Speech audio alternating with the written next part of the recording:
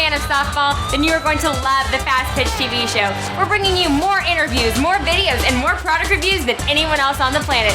Sit back and get ready. Here's the Fastpitch TV show.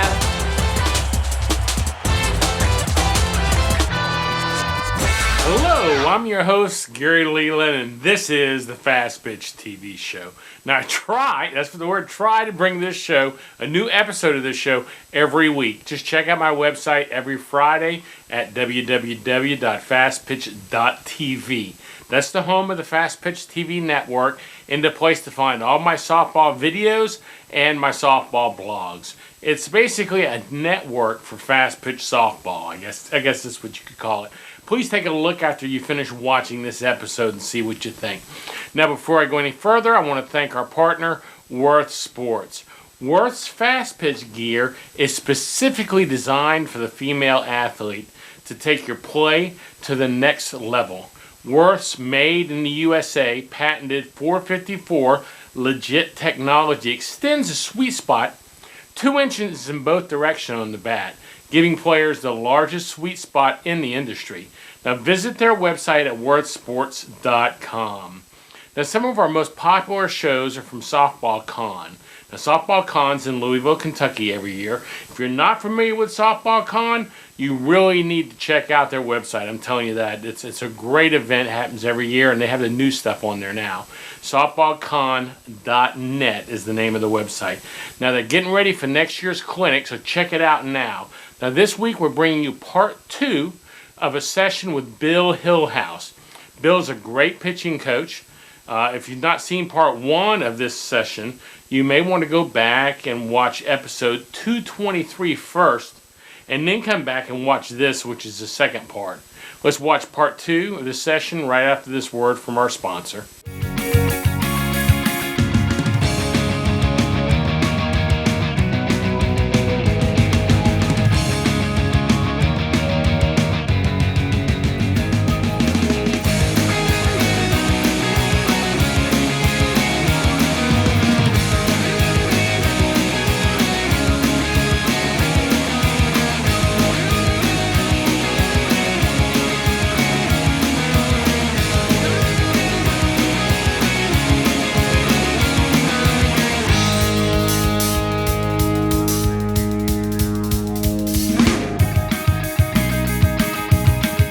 Hardest thing to do in pitching is learn to rise ball. And it is not about leaning back. When a pitching coach tells you to lean back on a rise ball, what they're telling you to do is change your release point. I don't see why I have to lean back to let the ball go right there. I can keep the same posture and just release the ball later, changing the trajectory out of my hand. If I'm leaning back, I'm changing my motion. I'm changing my motion. Not only can good hitters sometimes see you changing your motion from pitch to pitch, but it also means you're doing something else different in your motion because you know you have to do something different at the end, so you could be giving away your pitches well ahead of time. The other thing is common sense. A pitcher is trying to stay into a rhythm as much as he or she possibly can. It's damn near impossible to stay into a rhythm when every single pitch you're changing your motion. One pitch I step this way, one pitch I step that way, one pitch I lean, one pitch I tilt. Go back through and think about every time you've ever watched a pitcher intentionally walk somebody. Sometimes it's really hard for them to come back in and throw a strike again, get the next person out. It happens a lot because they've thrown themselves out of the rhythm by purposely doing something that they don't normally do. So, when somebody's telling you to lean back on a rise, they're telling you to change the release point. You can do that without leaning. It's just a matter of where you're letting the ball go. I have them use the back leg as the frame of reference. Anytime they let the ball go past their back leg, the ball's going to be high.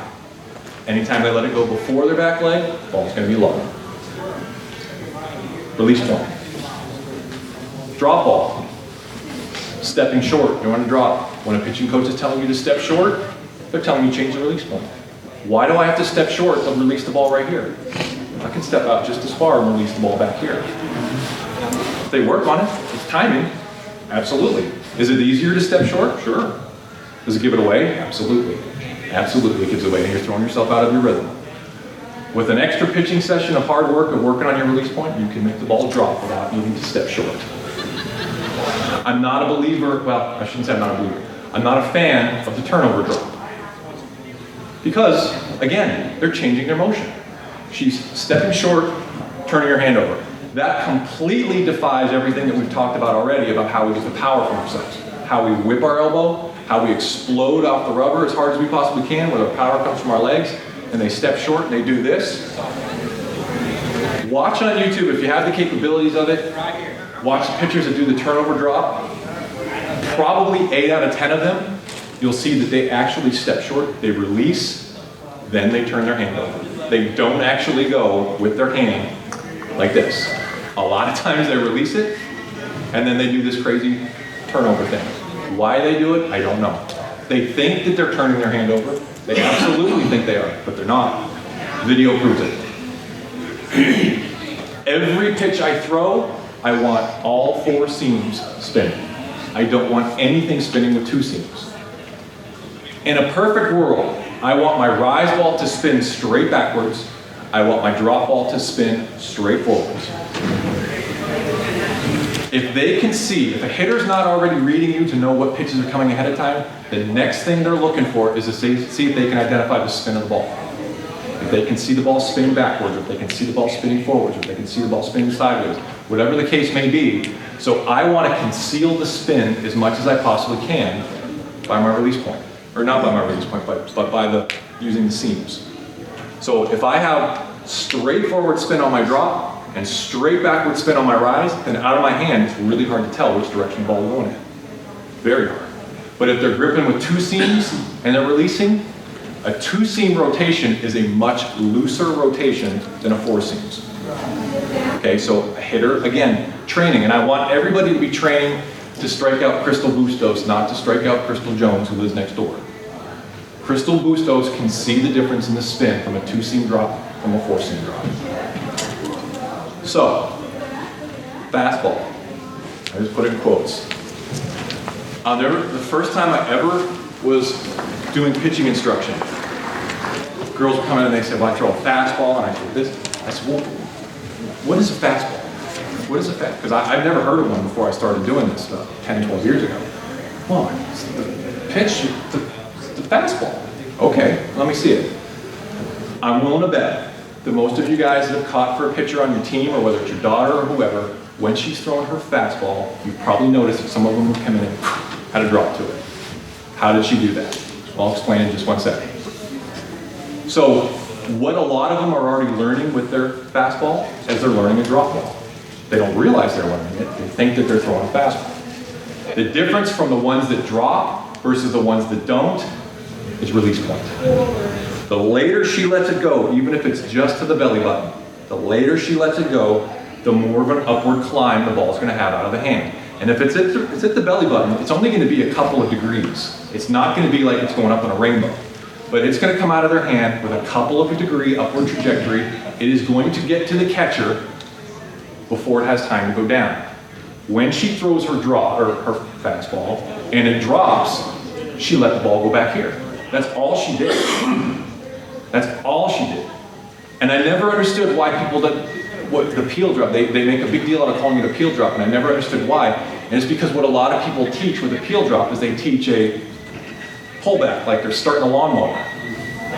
Again, that completely defies what we've talked about the whip and the snap from our arm. And they don't need to pull back. You're not actually generating more spin.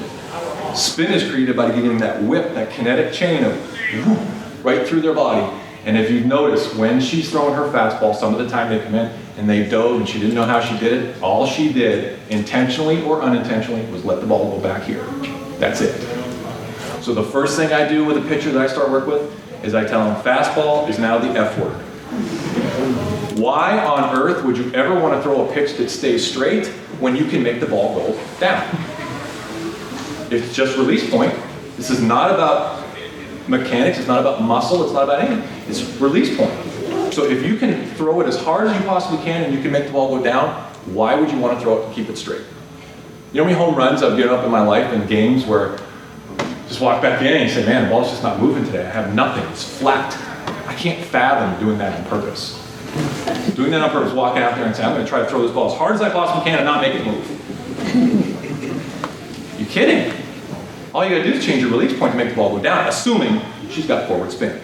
If she doesn't have forward spin, we got a whole different problem. But if she does, and most girls do that are taught the fastball, they're taught right across the seams, roll it off the fingertips. Not pull back, like they're complicating this drop ball thing. Not to step short, again, complicating it. Keep it simple. Explode out with the legs, release point's the difference. Curveball. I'm not a huge fan of curveball. Look at all the home runs that are hit now in the College World Series on all these girls that say they have the screwball and the curveball and all these things. We have the ability as softball pitchers to make the ball go up and go down. Whether you believe the ball rises or not, the ball goes up. Okay, whether it jumps or it changes planes out of the hand, we'll debate. But if we have the ability to make the ball go up and down, keeping the ball on the same plane is a very, very dangerous move.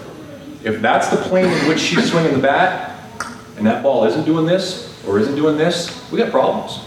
We got problems. With the bats and the balls they're using, we got problems. So the only time I really try to throw a curveball is when I'm also making the ball go up and away. And that's finger point sideways, as opposed to straight up. I can make the ball go up and away, and I'm making the ball change planes and change direction. Screwball. Keeping that same principle, why would I don't want to keep it on the same plane and where she's swinging the bat. The only time I throw any form of a screwball is when I'm also making the ball go down. Mariano Rivera is famous for throwing a cutter. We can throw cutters in softball too. Finger pressure. Finger pressure on the drop ball. If she squeezes the daylights out of the ball with her index finger. If she needs to, you could actually kind of make her do a Vulcan thing and put two fingers off to the side. But for me, I'm lucky, my hands are big. Index finger only. Ball comes off of that finger last. It's going to still have the downward spin, but it's going to come off of that finger last, and the ball's going to cut in. Same thing as a cutter, just fingertip. I don't need to step and twist my arm out like I'm pitching. Don't need to do all this. It doesn't have to be that complicated. And like I said, this is not about muscles. I didn't get the memo on the muscles. Okay, it's about getting their bodies to be in the right positions. Changeup. The changeup will make the average pitcher good and the good pitcher great. Everybody wants their daughter to throw 65 miles an hour or their pitcher on their team. God didn't make everybody to be able to throw 65 miles an hour. He made some people be able to throw it that fast and other people not. The people who can't have to rely on other things, other movement pitches, changing speeds. Changeup is the pitcher's best friend. You have a good changeup, that's the key. The only rule on the changeup is that they don't go and slow down. And I ask every place I go and I start working with a girl, the pitcher, how do you throw your changeup? I throw the circle change. Well, what does that mean? That's how you hold it. How are you taking the speed off the ball? Well, I will pop it out. Okay, so you pop it out. That's how you're taking your speed off the ball. Okay. A lot of them, because they don't actually take enough speed off the ball doing what it is that they're doing, they have to slow themselves down. So there's no real right or wrong. Like on a rise ball, there's a correct spin. Drop ball, there's a correct spin. The changeup, as long as she's not slowing herself down, great. For my money, the best changeup in the world is sort of a backflip one. Hardest one to learn how to do, also probably the best one. If she's doing it right. And let's face it, it's a nightmare to do because again, you're flipping your wrist as opposed to snapping your wrist. So a lot of girls, when they're learning the changeup, when they're doing the backflip one, they have control problems. They either throw it a mile high in the air and or it goes way too slow. And it rainbows. By doing one simple thing, they can turn that changeup into the killer changeup. Instead of just flipping her hand, if she goes flip and turn simultaneously, bringing her hand over, then that's going to stop her from flipping the ball up in the air, and the turn is going to put a little bit of extra speed on the ball. So, if she flips her hand and turns her hand at the same time, she knows the ball is going to be exactly what we want. The best thing about that is, my drop ball looks like this. My rise ball looks like this. My changeup looks like this. To the naked eye, it's absolutely identical. Absolutely identical. And if she can remember to bring the back of her hand up to her shoulder, then she knows she did both movements, flipping and turning. If her hand finishes at her elbow, she did too much of the turn. She didn't do enough of this. So the ball probably came at you very fast. If she does too much of this, and her hand finishes up here, like she's serving a pizza, then you know she didn't turn her hand over. So she's got to find that happy medium. Most of the time when girls learn this changeup, they overdo one side and underdo the other. They either do too much of the flip or they do too much of the turn. Whichever side they're deficient on, you have to kind of exaggerate it for them then. If they do too much of the flip, then you got to get them to bring their hand over here. So instead of saying bring your hand to your shoulder, what I'll tell her is maybe bring your hand to your elbow. And if you have her exaggerate that maybe to the elbow, then a lot of times maybe she'll bring it over where she's supposed to and she'll fix it. Release point is the same. The later you let it go, the higher it's gonna go. So I want my changeup to be as low as possible. As low as possible. If the hitter is fooled by the speed of the changeup and they have their hands back, you want them to have to make the secondary movement of going down to hit the ball versus keeping their hands up where it's right in their wheelhouse. So I would rather have them bounce the changeup than have the one come right into the catcher's mask. I mean, if all things being equal and they're going to swing at the ball, I want the ball to be down low. And they can do that by putting more of the turnover on it. The ball's going too high, they need to put they need to put more of the turnover on.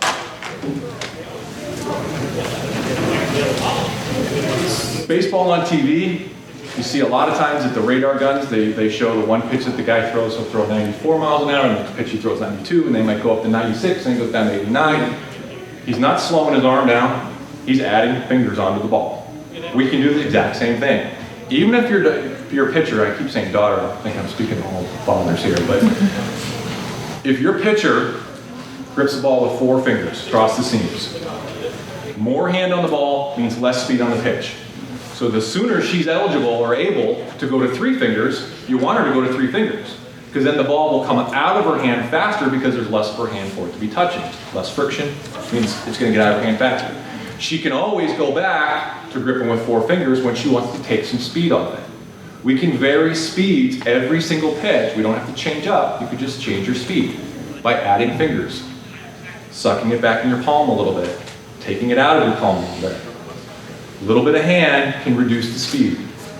And hitters are all about timing. And if you can mess up that timing, even just a little bit, you're going to get them to hit that ball to third baseman instead of having the timing right where they pull it right in the hole. Changeup is the best pitch to have. Off speed is the second best. You need to be able to vary the speeds. You can stand there and fire bullets towards a target. Eventually the hitters will time it. Eventually they'll time it. So changing speeds is going to, that's the equalizer. That's the great equalizer. Questions? Do you need a softball bat? Do you want to save $30? SoftballJunk.com is offering an additional $30 discount off the price of all non-sale softball bats on their website. That's right, $30. So the next time you buy a bat, go to SoftballJunk.com and enter the code FPTV30 during checkout. And wham! You just put a cool $30 in your pocket. Welcome back. Now that short clip there was my daughter Amanda, and she was telling you about my online softball store, softballjunk.com. Now I hope you wrote down the code number she gave you. If not, rewind the show and go back and get it, okay? Because anytime you buy a bat, a softball bat on my website, softballjunk.com, that's the name of the website, if you enter that code at checkout, you'll save yourself $30 on a softball bat. And the great thing about that code is you can use it over and over and over. It's not a one-time code. So if you buy a bat twice a year, well, that's $60 a year, almost forever. You need to remember the code, though, okay? So write it down somewhere where you won't lose it. I hope you enjoyed part 2 of Bill's clinic. Join us next week for part 3 of his clinic. Now, if you have an iPhone or an iPad, you really need to check out all the apps I've created for those devices to check it out today. At this time, I've created 8 different apps for the iPhone and iPad. Just go to app.fastpitch.tv. Don't forget to check out our new college exposure show at collegesoftballexposure.com. It's a great way for softball players, high school softball players, to get noticed by college coaches. And best of all, it's free. There's no charge at all. Well, that's all for today. So until next week, this is Gary Leland saying goodbye, and thanks for watching. This show is a member of the Fastpitch TV network. See all our shows and blogs at www.fastpitch.tv.